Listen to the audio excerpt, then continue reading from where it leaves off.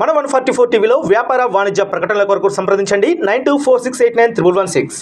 దశాబ్ద కాలంలో రాష్ట్ర విభజన జరిగినప్పటి నుంచి ఆంధ్ర రాష్ట్ర ప్రజలు నలిగిపోతున్నారు. గత 5 సంవత్సరాలుగా మరి రాష్ట్రంలోని విపత్కర పరిస్థితులు తెలుసు. మనందరం సమిష్టిగా పోరాటం చేసి కలిసికట్టుగా ఉండి అద్భుతమైన మెజారిటీలతోటి 164 శాసనసభ స్థానాలని ఎన్డీఏ కూటమి దక్కించుకుంది. అద్భుతమైన విజయం. 21 పార్లమెంట్ సభ్యుల్ని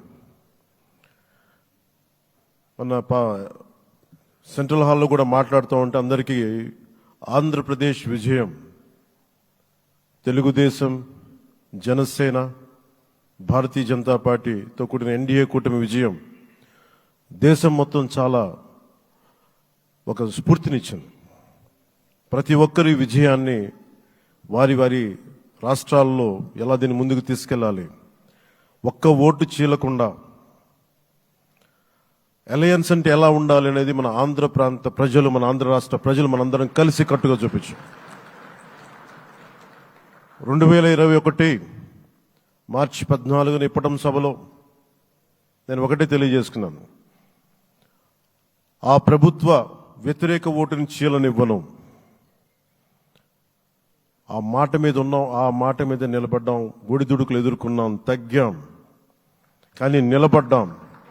ప్రజల నమ్మకాన్ని పెంచాం. అద్భుతమైన మెజారిటీతో ఈ రోజున మనం ప్రభుత్వాన్ని స్థాపిస్తున్నాం.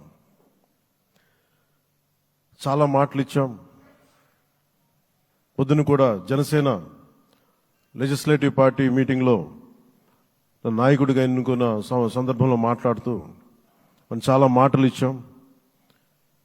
ఇది కక్ష సాధింపులకి సమయం కాదు, ఇది వ్యక్తిగత దూషణలకు సమయం కాదు. ఇది 5 కోట్ల మంది పైగా ప్రజలు మన మీద నమ్మకాన్ని పెట్టుకున్నారు. మన మీద మనందరం ఉమ్మడిగా, మనందరం సమిష్టిగా ఆంధ్రప్రదేశ్ ప్రజలు ఏ అభివృద్ధి అయితే కోరుకుంటున్నారో మనందరం సమిష్టిగా దీన్ని ముందుకు తీసుకెళ్లాలి, అభివృద్ధి పథంలో నడిపించాలి.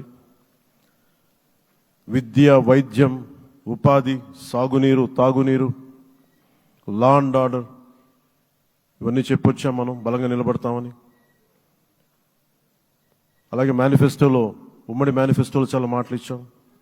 వాటన్నిటినీ బాధ్యతగా ముందుకు తీసుకెళ్లాల్సిన అవసరం ఉంది. ఇలాంటి ఛాలెంజింగ్ టైమ్స్లో ఒక సుదీర్ఘమైన అనుభవం ఉన్న నాయకులు కావాలి. 4 దశాబ్దాల అనుభవం, అభివృద్ధి మీద అపారమైన అవగాహన, పెట్టుబడులను తెచ్చే సమర్థత, ప్రతిభ. విదేశాల్లో ఉండే నాయకుల్ని, మలేషియా దగ్గర నుంచి, సింగపూర్ దగ్గర నుంచి, యూరోప్ దగ్గర, అమెరికా నుంచి, ఆ దేశాల అధ్యక్షుల్ని తెలుగు రాష్ట్రాల వైపు దృష్టి మళ్లించేంత శక్తి, సమర్థత ఉన్న శ్రీ నారా చంద్రబాబు నాయుడు గారికి ఆయన నాయకత్వం చాలా అవసరం. ఆయన అనుభవం చాలా అవసరం. అలాంటి అపారమైన అనుభవం ఉన్న వ్యక్తిని, అనుభవం ఒకటే కాదు, ధైర్యశాలి. ఈ రోజుకి నాకు ఒకటే గుర్తుంటుంది. మన తాడేపల్లిగూడెం సభలో చెప్పాను, చాలా క్లేమోర్ మైన్స్ పేలిపోతే, జీప్ ఎగిరిపోయి కింద పడితే చొక్కా దులుపుకొని ఆయన మళ్ళీ వచ్చి రాజకీయం చేసిన వ్యక్తి. ఈ రోజున సైబరాబాద్ ఉంది అంటే అది శ్రీ చంద్రబాబు నాయుడు గారి దార్శనికత. అలాంటి వ్యక్తి, ఆయన అనుభవం ఈ రోజున 2024 ఆంధ్రప్రదేశ్కి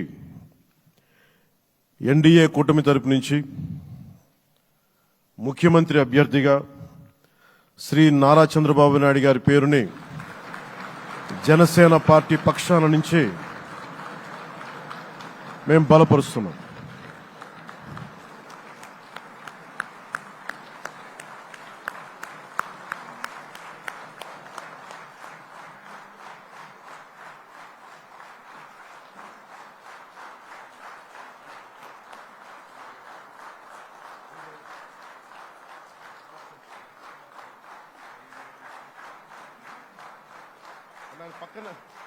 నేను ఆయన పక్కన పెట్టుకుని చెప్పాలి. ఆయన నలిగిపోయారు. జైల్లో చూశాను ఆయన. పాపం భువనేశ్వర్ గారి బాధను చూశాను. నేను అనుకున్నాను, అమ్మ మీరు కన్నీళ్ళు పెట్టుకోండి, మంచి రోజులు వస్తాయని చెప్పిన మంచి రోజులు వచ్చినాయి. వారికి మనస్ఫూర్తిగా వారికి నా హృదయపూర్వక శుభాకాంక్షలు. మీరు అద్భుతమైన పాలన ఇవ్వాలి అందరికీ మనస్ఫూర్తిగా మీకు నేను తెలియజేసుకున్నాను సార్.